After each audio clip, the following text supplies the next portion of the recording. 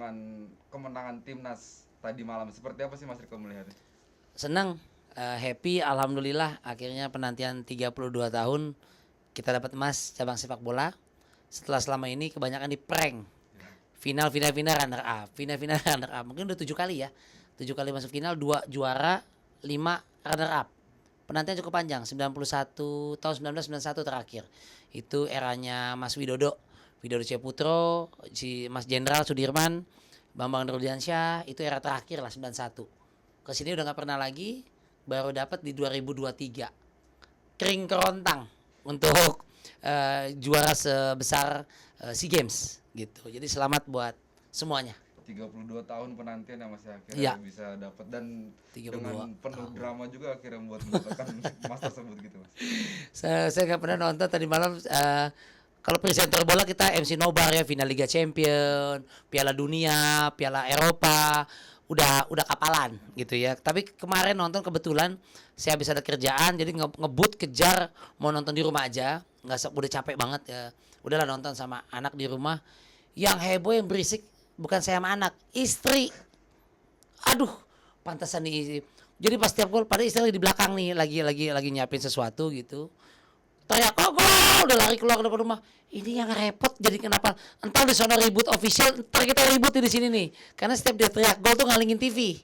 Ya kan ngalingin TV. Terus gue sama anak gue ada yang 5 tahun dan 7 tahun ya, dia cowok gitu. Sama gue asik-asik jadi keganggu nih emaknya bisa duduk bilang gitu. Jadi saking adrenalinnya tuh kecipratan sampai di tanah air. Di rumah saya juga akhirnya sama istri nggak doyan bola jadi nonton bola. Jadi alhamdulillah jadi gitu. Sport jantung juga ya Mas, berarti dengan keunggulan 2-1 yang di sampai akhir babak itu Ya. terus akhirnya disamain di detik-detik terakhir gitu Mas. Ya, sport jantung pasti ya. Semua keluarga pemain hebat, salut ya. Pelatih-pelatih juga hebat. SSB yang membina mereka juga hebat pastinya. Dan saya sempat berkomunikasi dengan Mas Kurniawan Dwi Julianto waktu habis babak semifinal. Bahkan saya on air kan di radio saya siaran di radio juga pagi. Saya telepon, dia di Kamboja. On air kita main prediksi-prediksi Mas Kurus gitu ya, Kurniawan. Ayo emas lah tahun ini, auranya bagus banget nih, gue bilang gitu juga. Karena kayaknya Tuhan lagi, Allah lagi subhanallah lagi ridho banget nih. Dari semifinal saya nangkapnya dengan 10 pemain menghadapi kekuatan Vietnam tanpa perpanjangan waktu dapat aja tuh si Taufik ya kalau nggak salah ya, cetak gol ketiga di celah-celah pemain Vietnam yang kayaknya nggak mungkin deh kayaknya itu dengan 10 pemain. Vietnam kan juga momok, Vietnam, Thailand, kadang-kadang sama Malaysia aja kita ngos-ngosan gitu ya. Dapat semifinal. Tuhan lagi mau nih gitu ya, lagi milik nih. Kayaknya auranya dengan 10 main sampai ke final. Pun demikian nggak jauh beda. Jadi terus tebak-tebakan sama Mas Kurniawan. Gue bilang 2-1 emas buat Indonesia Kur. Amin amin. Saya tetap fokus ya dari Kamboja by phone. Makanya pas last minute masih 2-1 timnas Indonesia. Yes. Tebakan gue ada bukti sialnya soalnya kan kita di radio H-1 sebelumnya. Kita udah tebak skor, nggak cuma menang tapi tebak skor nih. Gini. Kebobolan jadi 2-2 last minute. Aduh, pecah ramalan gitu ya, berantakan. Tapi jadi 2-2 malah jadi 5-2 di perpanjangan waktu. Dengan mereka kartu merah juga cukup banyak ya. Kita tambah 3 gol lagi dari Johari, dari Beckham Putra, Sananta 2 gitu ya. Ya alhamdulillah. Fajar 1 lagi, 5 lah. Iya kan sebelum peluit panjang babak kedua itu kan sempat juga ada peluit juga tuh Mas yang akhirnya Ya, ngeprank. akhirnya selebrasi tapi Ya. ternyata belum habis gitu. Cukup menarik. Di situ saya di rumah udah ngerekam pakai ponsel, TV, dikit lagi nih. Soalnya kan memang extra time-nya 7 menit. Menit 90 plus 7 menit. Lama banget 7 menit. Pikir gue bangsa 4 menit ya. Karena memang banyak tragedi juga di lapangan. Kita terutama kita ya melambat-lambatkan bagian dari strategi ya. 4 menit hanya 7 menit ya udahlah. 7 menit udah lewat sampai 9 menit. Tuh nggak habis-habis tuh wasit dari Oman. Kalau nggak salah, saya udah lebih dari 2 menit lagi. Apakah ada kejadian lagi? Ada yang benturan, sorry. Bagas berdarah tuh. Oke lah, sama. Tapi 7 menit, 9 menit. Makanya pas split itu lemparan ke dalam atau tendangan bebas gitu ya. Coach Indra Safri di TV juga udah mulai berhamburan ke dalam. Ya, penantian 2-1 skornya selama 32 tahun. Ternyata belum. Alamak. Masih itu lemparan ke dalam, main lagi. Aduh, tahan. Ini bola mati. Feeling gue habis lah, udah 9 menit lewat extra time-nya. Kemasukan dari sisi pertahanan kita sebelah kiri, mereka nyaya dari kanan. Back itu Rio Fahmi kalau nggak salah masuk babak kedua. Persija kalau nggak salah Rio Fahmi kelewatan. Ferrari telat backup, kencang banget masuk 2-2 selesai. Selebrasinya Thailand provokatif ke Indonesia. Oh, ofisialnya pelatih ngelewatin katanya sebagian bench pemain Indonesia. Dibales. Kejadian di luar lapangannya seru ya. Ketika Jauh Hari cetak gol 3-2, dibalas lagi itu rame. Kamera dapat, cering, wah, ribut. Panas nih, wah 3-2, 4-2, 5-2. Ya itulah sepak bola gitu. Itu di menit-menit akhir juga pemain Indonesia juga rada kurang fokus juga mungkin ya Mas ya, dengan bisa sampai kebobolan. Iya, Tinggal nunggu. waktu 2-1 itu kalau saya juga memang melihatnya kurang fokusnya iya gitu ya. Dalam hati gue itu mungkin udah tinggal 3-4 detik habis memang itu ya. Itu bola mati juga berhenti ya udah gitu. Soalnya udah dari 7. Jadi 9 menit, extra time dari 7 ke 9. Itu udah luar biasa itu. Ini mati udah kelar nih. Keceplosan dari tepak pojok di heading, jatuh ke dia, tekuk sedikit, Rio Fahmi ngambil sekali, abis, shooting masuk, udah covernya udah nggak ada. 2-2. Bener pas kick off di tengah lagi, 2-2 abis. Kalau udah perpanjangan waktu, dalam hati gue mati perpanjangan waktu kan 2 kali 15 menit. Ini anak-anak dari 2-0 jadi 2-2 itu secara mentality di mana tuh ngedrop loh. Bagus, mau Pak Presiden bilang mental pemenang udah ada, mental juara. Tapi namanya manusia biasa ya. Gue takutnya itu dari 2-0 jadi 2-2.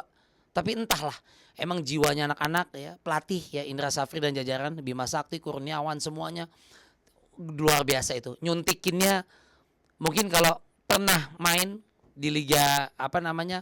Kita liga tim temen di Indonesia gitu. Lo kapan lagi nih kalau pelatih bilang nih kita pernah gini, ini kesempatan lo kali ini nggak bisa bakal terulang, mungkin kira-kira gitu motivasinya kali ya. Kalau perlu mati di lapangan, apa namanya, kaki patah lo berdarah sikat, lo bakal jadi apa, sejarah, legend, legacy atau namanya apa, 32 tahun kan nggak ada sejarah lagi sepak bola. Oke lah peringkat 3 sudah, target medali udah terlampaui sih, tapi peringkat ketiga kita di bawah Vietnam, Thailand, tapi nggak komplit rasanya selama ini nggak ada sepak bola. Mati di lapangan kalau perlu. Siap gitu. Oke Indonesia mungkin begitu. Makanya pas perpanjangan waktu 2 kali 15, gokil, masih pada kesetanan mainnya. Terlepas memang semuanya udah pada capek, ditambah memang juga dapat keberuntungan Thailand beberapa dengan kena kartu merah ya, kuning kedua segala macam. Ya udahlah 9-11, 8-11 gitu ya. Udah main delay ya, ball position aja sampai habis gitu. Aduh. Ya udah. Sama tragisnya kalau gue lihat sih ya, ini juga ada dramanya. Semifinal lawan Vietnam lebih gokil, 2-2 jadi 3-2. Pemain kita 10 masalahnya. Itu kalau 2-2 perpanjangan waktu dengan mereka 11 orang kita 10, lebih mampus gue nih.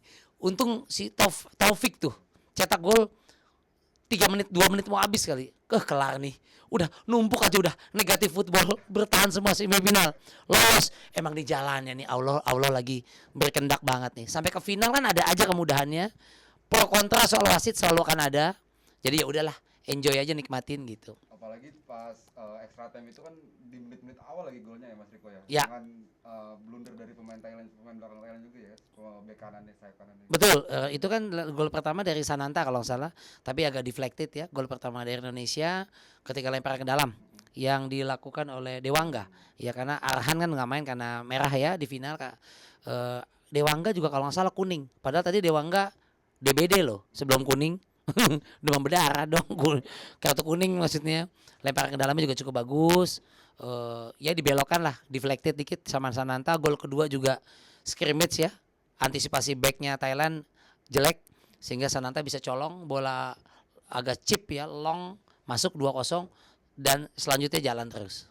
Dan apalagi pas mau extra time itu kan pemain-pemain intinya sudah pada ditarik semua tuh, masih sudah pada ditarik keluar semua, terus Ya, diganti betul. tinggal akhirnya Rio Fahmi akhirnya mengisi ruang tengah yang Betul. harusnya bukan posisinya dia gitu ya Mas ya. Haikal apa siapa ya? Memang golnya masuknya dari Rio Fahmi ya. Bukan semata-mata Rio Fahmi aja gitu. Gue takut kayak gitu nggak bisa tidur. Bener deh kayak gitu. Dulu pernah kejadian di AFF atau SEA Games juga, kejadian waktu itu backnya baru masuk bikin pelanggaran, tendangan bebas, lawan masuk. Ketika waktu itu timnas masih ada Ismet Sofyan, Ismet pelakunya kalau nggak salah. Ini kayak Rio Fahmi kalau gue lihat dia salah antisipasi, dia sapu tendang, dia ngambil sekali kali. Kalah cepat sama pemain Thailand, sikat gol. Ferrari nggak kekejar. Karena Rio Fahmi juga kan baru masuk juga tuh, nggak lama kalau nggak salah. Menurut gue memang adaptasinya mesti cepat lagi tuh. Tune innya untuk panasnya dia lama lagi dibandingin yang si Komang atau Ferrari yang udah duluan ya, atau Rido ya. Ya udahlah, itulah kejadian pikir gue. Aduh, kalau memang mesti kalah dua-dua ya udahlah. Gitu, tapi ternyata Dewi Fortuna ya, bukan Dewi Persik, memang ada di pihak Indonesia gitu. Tapi secara mentality gimana sih Mas melihat anak-anak muda Indonesia ini yang bertanding? Kalau gue lihat ya kemampuannya sebenarnya masih nggak jauh beda. Kalau gue pribadi pengamatan dari awal SEA Games pertama di Kamboja ini, grup A, grup B, oh katanya Indonesia grupnya lemah, cuman Myanmar, Kamboja gitu kan, 2 terbaik lolos. Sementara di grup sebelahnya lagi Thailand, oh apa namanya ini Malaysia, Vietnam, ini bunuh-bunuhan nih di sebelah. Kalau permainan sih namanya ASEAN ya, nggak jauh beda. Cuman yang kalau gue pribadi lihat terlepas memang apresiasi untuk timnas gitu. Memang ada yang berbeda signifikan permainan dari Vietnam dan Thailand kalau gue lihat. Terutama di Vietnam, pergantian kepelatihan dari sebelumnya yang orang Vietnam juga ya, Park Hang Seo apa menjadi Philippe Trouzier yang dari Perancis. Ini beda banget. Kalau Vietnam yang sebelum itu lebih nakutin menurut gue. Pressing ketat ya, bertenaga, sedikit banyak drama, intrik, mainnya juga nggak stylish tapi benar-benar fighter banget waktu di sebelumnya. Dan kita seringkali kelojotan tuh. Tapi di era Vietnam yang sekarang kok mainnya kalau gue lihat Indonesia sih nggak jauh beda kalau peningkatan gitu. Vietnamnya agak turun kalau gue lihat. Gaya permainannya agak berubah yang di pelatih baru. Pun Thailand. Selain Thailand juga gue lihat SDM-nya gitu ya. Pemainnya juga sama Vietnam memang nggak sebaik sebelum-belumnya, era-era sebelumnya. Sebelumnya agak istimewa tuh. Thailand agak gue lihat tuh agak setengah satu di atas Indonesia bahkan. Thailand, Vietnam. Tapi sekarang kok agak turun ya pelatih yang baru-baru ini. Kemudian gue lihat juga skill pemain-pemainnya, materinya, SDM-nya Thailand, Vietnam nggak begitu serem. Kan kadang-kadang gini, kita juara kadang-kadang ada 2 hal. Semuanya bagus, kita lebih bagus, bisa. Atau gini, kita bagus karena lawannya memang nggak bagus di luar kebiasaan. Kalau faktor dua-duanya kepengaruh saya. Kita juga bagus dan lawan 2 negara tersebut Thailand, Vietnam menurut gue nggak biasanya banget. Kalau SEA Games sebelumnya nggak kayak gitu. Jadi SDM pemainnya, talentanya nggak sebagus, dia dapat bibitnya nggak sebagus dulu. Kalau menurut gue gitu. Ditambah mungkin gaya kepelatihannya juga ada perbedaan racikan. Ya udah komplit dan itu tanpa disengaja juga alhamdulillah menguntungkan kita. Mungkin kalau gayanya Vietnam atau Thailand sama-sama kayak dulu belum ada perubahan, dengan komposisi dan model mainnya pemain Indonesia kayak sekarang, ini rame itu. Kalau sekarang gue memang ada penurunan, gue lihat di Thailand, Vietnam tentang SDM-nya, sehingga Indonesia juga ditambah Indonesia juga mungkin kompaknya juga bagus, persiapan lebih matang, nggak jauh beda sih. Ini kan transisi dari Sintayong ya, Indra Safri kan nyari-nyari bakat, ngeracik yang ada, ya udah begitu. Banyak pemain kita juga nggak cuma Marcelino main di luar, tapi juga dapat jam terbang di Persija. Jauhari, Rio Fahmi di Persija juga banyak. Makanya kalau gue titip pesan sama federasi lah gitu ya di PSSI, entah bagaimana tolong bikin aturan yang setiap tim Liga 1 ataupun Liga 2 gitu ya di Indonesia, pemain misalnya muda di bawah 23 atau 22 tahun dari 18 sampai 23 tahun atau 17 sampai 23 dimainkan wajib minimal 1 babak 45 menit minimal. Jangan cuman asal diturunkan nanti 10 menit diganti. Karena kita kan serbuan pemain asing banyak banget nih. Kesulitannya begitu, ketika membentuk timnas ke SEA Games, Asian Games, kualifikasi Piala Dunia, kita susah dapat tim teman-teman anak muda yang siap pakai nih. Udah skill, segala pengalaman, jam terbang susah. Kalau bisa PSSI bikin gimana lah dan dipraktekkan. Karena gue suka lihat nonton, kalaupun ada nggak lama diganti lagi sama pelatihnya. Minimal 3 pemain di bawah usia 22 tahun, 17 sampai 22 tahun, 3 pemain minimal 1 babak penuh 45 menit. Mau babak pertama, kedua habisin minimal 3. Jadi nggak melulu pemain 27 tahun, 30 tahun, pemain asing. Pokoknya pemain anak muda minimal. Satu misal Persija atau Persib, Bali United, setiap main itu ada 3 anak muda minimal. Diwajibkan, kalau nggak diskualifikasi. Itu nggak bentuk, gampangin ketika kalau nanti ngumpulin tim nasionalnya gampang. Ini pernah terjadi di timnas Inggris. Waktu tahun berapa Piala Dunia, Piala Eropa tuh susah banget timnas Inggris tuh untuk lolos grup aja. Jangan semifinal Piala Dunia, Piala Eropa. Karena Inggris dibanjiri pemain-pemain dari luar, dari Spanyol, Meksiko, dari Itali apa dari mana luar Inggris ya. Pas timnas Inggrisnya kebentuk, jam terbang pemain-pemain lokalnya malah kurang. Nah, akhirnya Inggris membuat satu aturan FA ya, federasi. Akhirnya gimana caranya? Nah, itu dia maksud gue. Kepentingan nasional juga, nggak semata-mata ye Bali United, ye PSM Makassar juara. Tapi mainnya tua-tua, itu aja, asing. Naturalisasi. Makin simpel aja nih, naturalisasi. Ini terbukti banget. Mungkin anak muda kali ya, nggak ada naturalisasi, pelatihnya local pride, kebanggaan lokal segala macam. Bisa tuh. Ya bisa. Nggak ada yang nggak mungkin sih menurut gue gitu. Nah tadi juga Mas Iko bilang katanya sempat nazar juga bersama Coach Indra Safri gitu pengen umroh setelah kemenangan dari Indonesia ini. Gimana tuh Mas? Ya alhamdulillah sih mau menang mau enggak ya elah enggak aja. Jadi sempet pengen botak, pengen gimana? Aku juga pengen umroh ah. Sempat tercetus atau kemarin kalau ada saya di radio di Radio Jakarta, saya ngobrol live by phone sama Kurniawan Dwi Julianto dari Kamboja. Mas Kurniawan ini apa nazarnya? Apakah penyanyi nazar, King Nazar? Dia malu ngungkapin kalau Indra Safri kan pengen umroh. Oke, Rico Ceper juga. Kalau insya Allah kalau menang, gue berangkat umroh. Mau besok pagi kek, ngurus segala-galanya gitu. Mau bulan depan, tapi konteksnya itulah. Senang juga menang ya. Juga ini sih buat ibadah aja sih gitu ya. Nggak menang nggak kalah berangkat juga gitu ya. Tapi gue pengen umroh, emas nih dapet nih Kak Ali gitu. Emas, ya ayo umroh, bismillah gitu. Semangat lebih jadinya Mas itu kemenangan Indonesia itu. Iya, ya pokoknya senang happy. Apalagi keluarga pemain, pelatih. Terima kasih kalau saya masyarakat biasa, pencinta bola. Terima kasih jajaran staf, pelatih, manajemen, ya kan. Kemudian pemain terutama, semuanya terima kasih banyak. Kita dibikin happy. Ya, malamnya kan pas menang itu kan Bundaran Hotel Indonesia, Jakarta, penuh. Belum pasti di kampung-kampung halaman itu, di daerah-daerah gitu ya. Waduh, makanya kadang-kadang jadi lupa bahwa kita peringkat 3 SEA Games. Padahal waktu di Asian Games kita negara paling tinggi loh, peringkat 4 apa 5 Asian Games di Indonesia.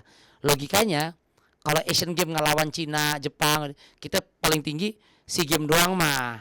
Juara 1 kali ya, tapi medali lewat sih targetnya gitu ya.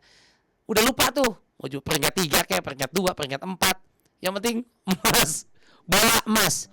Tapi ada yang epic sebenarnya lebih dahsyat. Ini jangan lupa juga buat pemirsa. Jadi ingat, bola oke lah 32 tahun nggak dapat emas. Kalau nggak salah, timnas bola basket putri Indonesia 64 tahun, seumur umur SEA Games nggak pernah emas. Adem ayem baik itu ya. Putranya malah tahun ini kalah SEA Games bola basket. Tahun lalu emas ya. Putri paling tinggi apa ya? Mungkin apa perak apa gimana ke bawahnya. Ini emas pertama 64 tahun. Supaya adil gitu. Kasih apresiasi dong pemirsa, enggak cuma bola doang. Tapi mungkin bola olahraga yang favorit kali ya. Ini timnas basketnya putri lagi mungkin gitu. Padahal kan perjuangannya sama-sama capek. Habis ini timnas sepak bola Indonesia khususnya pulang mungkin bonus. Ya banyak menanti, alhamdulillah dari pemerintah, swasta, apapun itu sponsor, bonus menanti. Model iklan nunggu, makan, minuman, ya segala macam. Sinetron, film, apalagi nyalek, ini nyalek. Tahun depan 2024, nih jangan sampai ngeganggu fokusnya pada olahraga bolanya. Ya, mungkin itu hak-hak Anda, ya. Tapi jangan lupakan bahwa kan kita bang agak jago bola, situ yang pada jago. Jadi semoga-moga besok, habis SEA Games, Asian Games, lolos Piala Dunia. Wah, mantap. Kalau sibuk jadi iklan makanan, minuman, nyalek. Aduh, cuan sih. Ya salah deh, pusing gue gitu ya. Oke.